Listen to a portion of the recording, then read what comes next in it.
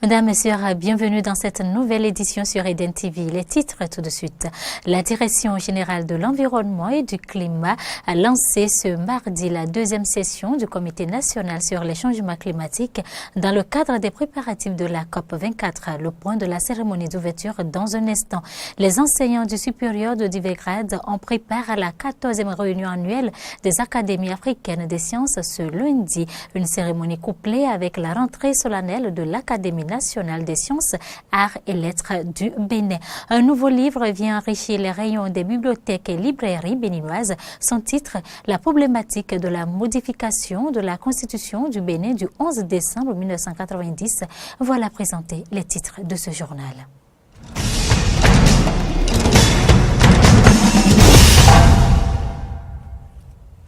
À nouveau, bienvenue. Du 3 au 14 décembre 2018, la Convention cadre des Nations Unies sur les changements climatiques va organiser la 24e édition de la conférence des parties sur les changements climatiques à Katowice en Pologne. À ce rendez-vous scientifique, les pays moins avancés, plus la Chine, les pays en développement et ceux développés vont présenter et échanger sur le contenu de leur agenda. Dans le cadre des préparatifs de la COP24, la Direction générale de l'environnement et du climat a lancé ce mardi la deuxième session du Comité national sur les changements climatiques qui se tient du 13 au 15 novembre 2018 à l'Infosec. Reportage Carnot François Mouedereto et Fréjus Fiossi. En prélude à la participation du Bénin à la COP24 en Pologne, le ministère du cadre de vie à travers la Direction générale de l'environnement et du climat a lancé ce mardi 13 novembre la deuxième session de l'année 2018 du Comité national sur les changements climatiques relative à la préparation de ce grand rendez-vous international qui se déroulera du 3 au 14 décembre 2018. Professeur Aïnan Pépin, directeur général de l'environnement et du climat et président du comité d'organisation, précise la tâche réservée aux participants à ces assises. En dehors de la présentation des principaux enjeux de cette conférence, vous serez également amenés à dégager la position du Bénin sur les différents sujets en négociation afin que les priorités du Bénin en matière de lutte contre les effets néfastes des changements climatiques soient prises en compte. Je crois aussi que cet atelier vous servira de cadre approprié pour constituer une bonne équipe de négociation au sein de laquelle chaque membre de la délégation béninoise à la COP24 aura un rôle spécifique à jouer au regard des principales thématiques en discussion sur le climat. Jeanne Josette Akasha-Kora, directrice de cabinet du ministère de cadre de vie et du développement durable, et représentante du ministre, s'est réjouie de la prise de conscience des Béninois pour s'intéresser et se questionner en vue de trouver des solutions face aux effets des changements climatiques. Vous savez bien que les changements climatiques ne laissent plus personne indifférent. Et quand nous regardons un peu derrière, nous voyons que nous avons fait de petits pas, mais nous avançons. Depuis 25 ans environ que nous avons commencé par parler de cette convention où le Bénin est parti et que nous avons commencé à faire la sensibilisation, nous voyons qu'il y a du progrès. C'est pour cela que nous sommes vraiment heureux de voir cette prise de conscience qu'il y a dans notre pays pour s'intéresser et se questionner et trouver des solutions face à ce phénomène qui porte sur les changements climatiques. Il est à noter que plusieurs partenaires techniques et financiers, aussi bien nationaux qu'internationaux, accompagnent le Bénin pour la préparation de ces rencontres internationales sur les négociations sur le climat. Il s'agit du Conseil économique et social, du Programme des Nations Unies pour le développement et du Fonds national pour l'environnement et le climat. Rendez-vous donc à Katowice du 3 au 14 décembre 2018 pour la 24e conférence des parties à la Convention cadre des Nations Unies sur les changements climatiques. Ouvrons à présent le chapitre éducation. Cérémonie d'ouverture ce lundi 12 novembre de la 14e réunion annuelle des académies africaines des sciences couplée avec la rentrée solennelle de l'Académie nationale des sciences, arts et lettres du Bénin. Une rencontre qui a connu la présence du ministre de l'Enseignement supérieur et de la Recherche scientifique et des académiciens venus de différents pays d'Afrique. Le compte rendu, c'est avec Carlo François Ngwendereto et Romaric Devouchi. L'Académie nationale des sciences, arts et lettres du Bénin, ANSALB, a effectué sa rentrée solennelle 2018 ce lundi 12 novembre. C'était lors de la cérémonie d'ouverture de la 14e réunion annuelle des Académies africaines des sciences AMASA qui a eu lieu à Bénin Marina Hotel à Cotonou. Pendant 5 jours, les académiciens venus de différents pays discuteront sur la thématique système éducatif en République du Bénin.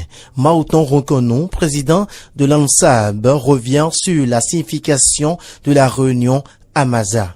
La réunion AMASA, qui se déroule chaque année, est un creuset de rencontres entre académiciens, décideurs politiques et autres éminents experts pour discuter de la façon dont l'Afrique peut contrôler son propre destin en assumant une plus grande part du programme de son développement.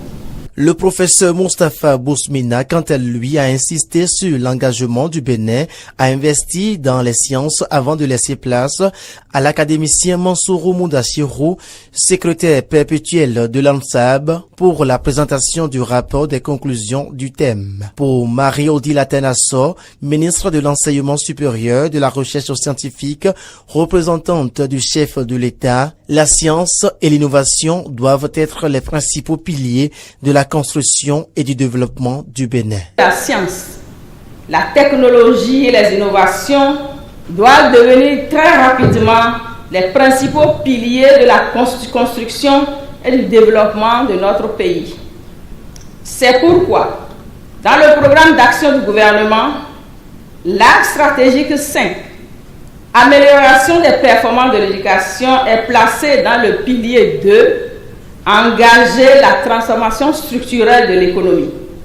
L'Académie nationale des sciences, arts et lettres du Bénin, dans sa mission de conseil au gouvernement, étudie, s'approprie et donne ses recommandations sur les réformes éducatives en cours qu'elle appuie de tout son savoir et de toute son expérience combien riche et diversifiée. Il a été aussi annoncé par Marie-Odile Tenasso la création de CMS City, Cité internationale du savoir et de l'innovation, une structure dédiée à l'innovation et au savoir qui regroupera les institutions de formation de haut niveau.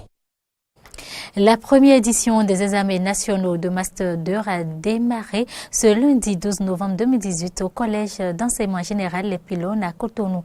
Et c'est la ministre de l'Enseignement supérieur de la Recherche scientifique, Marie-Odile Tenasso, qui a procédé au lancement des épreuves écrites. On fait le point avec Horacia Giorgi et Fréjus Fiossi.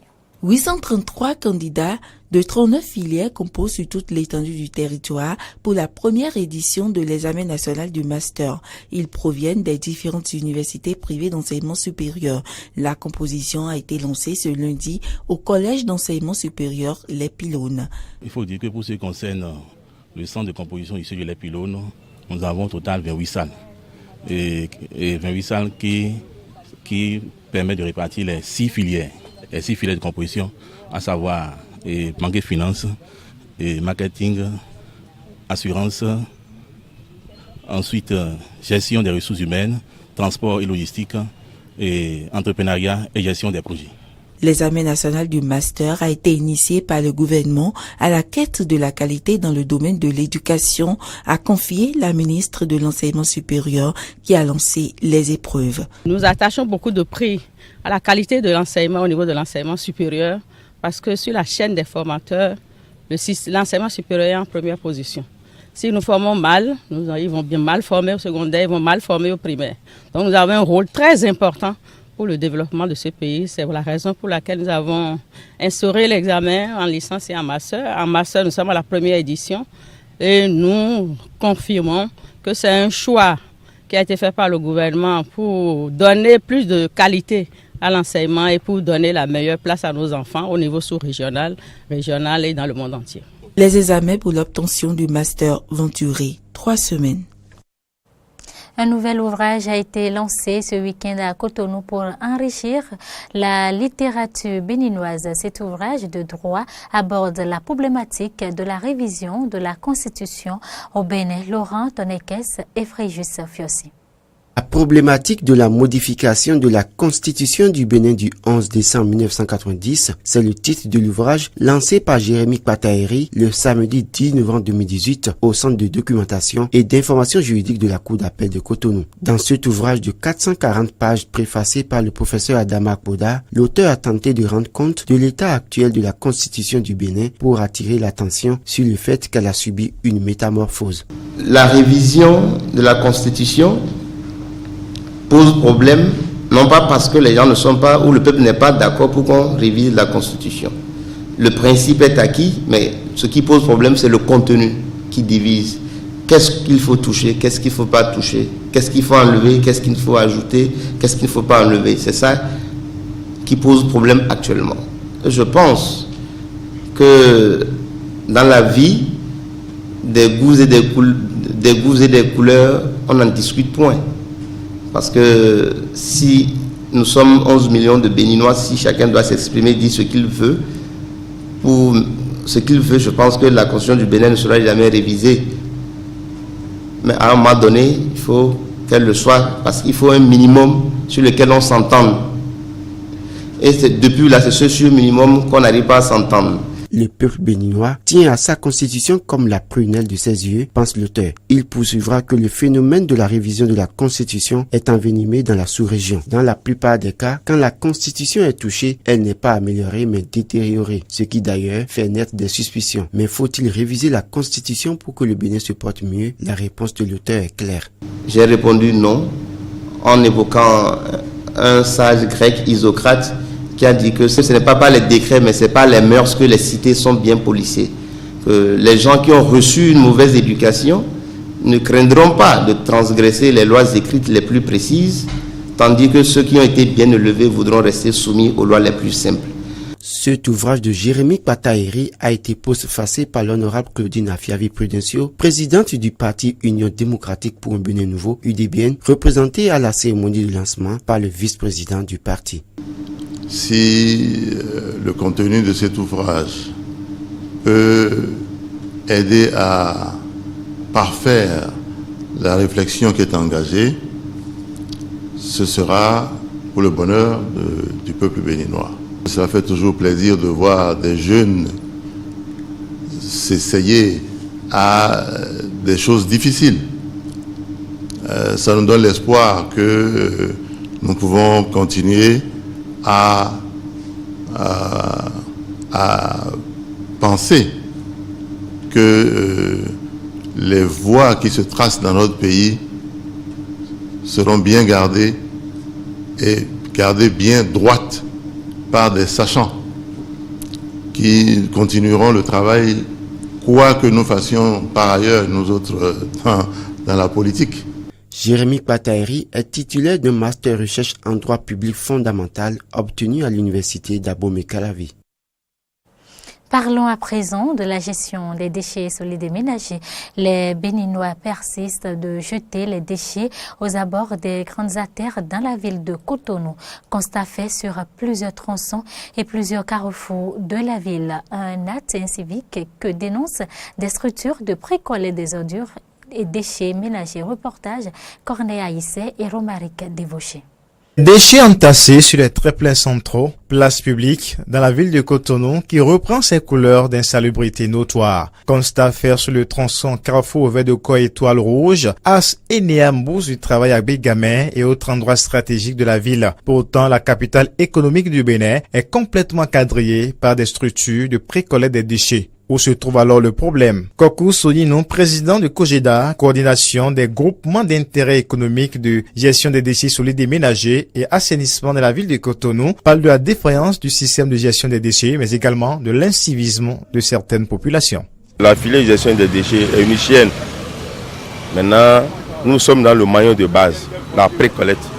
Et notre rôle, c'est de prendre les déchets des maisons jusqu'à un ouvrage de transit, que ce soit un point de regroupement ou un centre de transfert.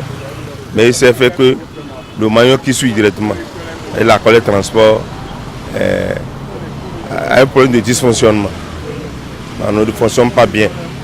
Et ça fait que, comme répercussion, les ordures se sont multipliées sur les TPC et sur donc, les abords des voies. Ne pouvant pas rester indifférentes face à cette situation qui ternit l'image de la ville de Cotonou, les associations de pré-collecte des déchets regroupées en groupement d'intérêt économique GIE du 11e et 12e arrondissement ont pris leurs responsabilités. Elles ont procédé ce samedi à un nettoyage complet des as à bord de voies dans ces arrondissements respectifs. Comme Jean-Luc Gendéou, représentant groupement d'intérêt économique du 12e arrondissement. Cette dernière semaine, on a constaté qu'il y a eu beaucoup d'ordures sur les TPC.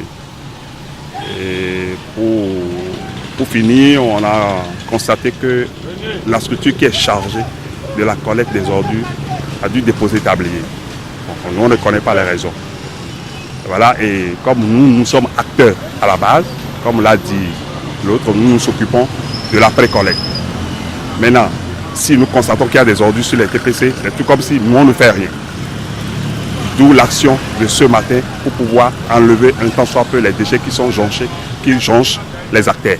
Le combat contre l'insalubrité ne doit pas être seulement l'œuvre de l'État central et de la municipalité. Il faut l'implication réelle des populations à la base, a déclaré Alessandre Babadjide, représentant des groupements d'intérêt économique du 11e arrondissement. Il préconise la répression et la sensibilisation pour décourager ces comportements malsains. Il n'est pas quand même trop bon qu'on prenne les ordures des maisons pour les déposer au bord de la voie. C'est de l'incivisme. Il est quand même bon que très tôt, qu'on puisse pallier à ça. Car si ça continue, à un moment donné, nous risquons de voir les voies, nos places publiques jonchées d'ordures. Donc il est important que nos sociétés prennent le truc à bras le corps. En faisant quoi? Il faut qu'on mette en contribution la police municipale, nationale et pourquoi pas les militaires. Qu'on puisse sécuriser, garder un peu les voies pendant le temps et déployer ceux-là qui viennent déposer. Et si par hasard, on commence par faire ça, je vous jure qu'en moins de 3 semaines, Cotonou serait très pauvre. Les structures de pré-collecte de déchets dans la ville de Cotonou exhortent l'État à accélérer ses réformes de modernisation dans la gestion des déchets dans le Grand Okoué pour atteindre l'objectif cher au président Patrice Talon, faire de Cotonou une ville propre, belle, aérée, saine et attractive.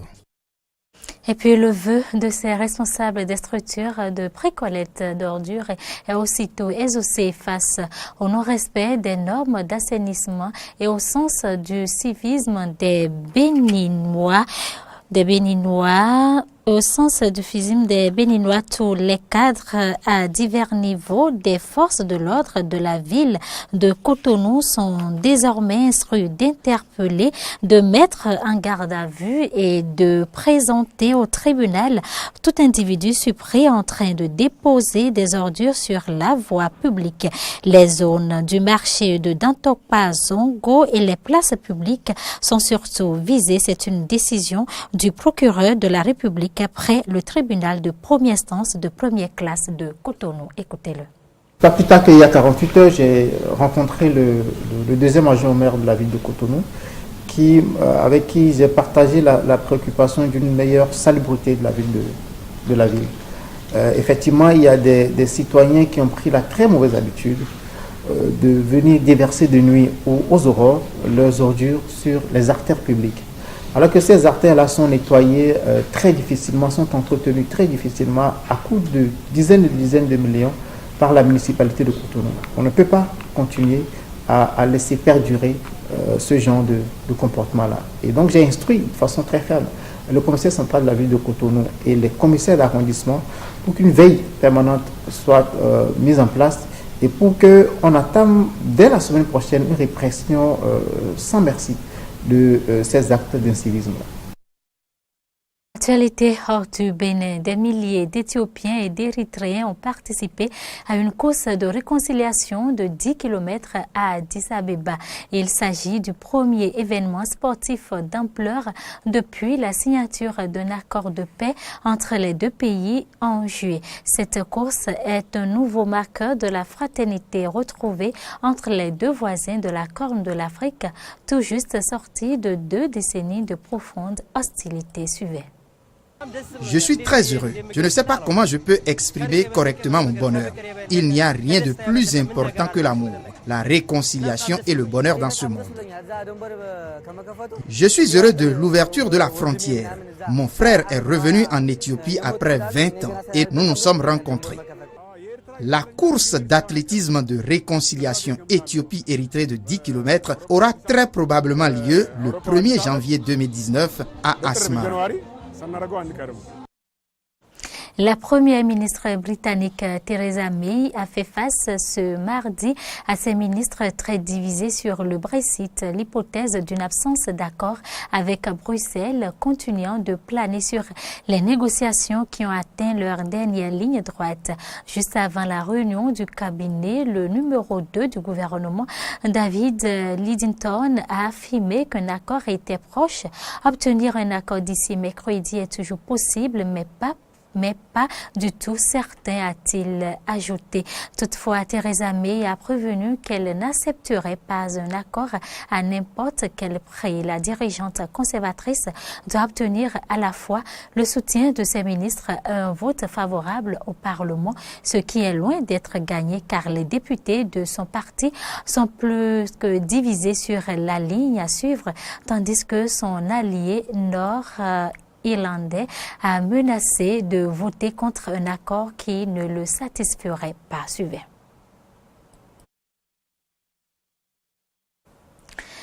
Trois ans après, un hommage national est rendu ce mardi aux victimes des attaques du 13 novembre 2015 avec un cortège qui reliera les 6 lieux des attentats djihadistes les plus meurtriers commis en France. Pour rappel, ce soir-là, 9 hommes avaient mené une série d'attaques aux abords du stade Saint-Denis et dans la capitale sur des terrasses de restaurants et dans la salle de concert du Bataclan, faisant 130 morts et plus de 350 blessés. Pour une première fois, Emmanuel Macron n'a pu assister à cette cérémonie, mais y ont pris part le Premier ministre Édouard Philippe, la maire de Paris Anne Hidalgo, accompagnée de son homologue londonien Sadiq Khan, ainsi que les associations de victimes et de nombreux ambassadeurs installés à Paris. Mesdames, Messieurs, c'est tout pour cette édition. Merci de votre aimable attention.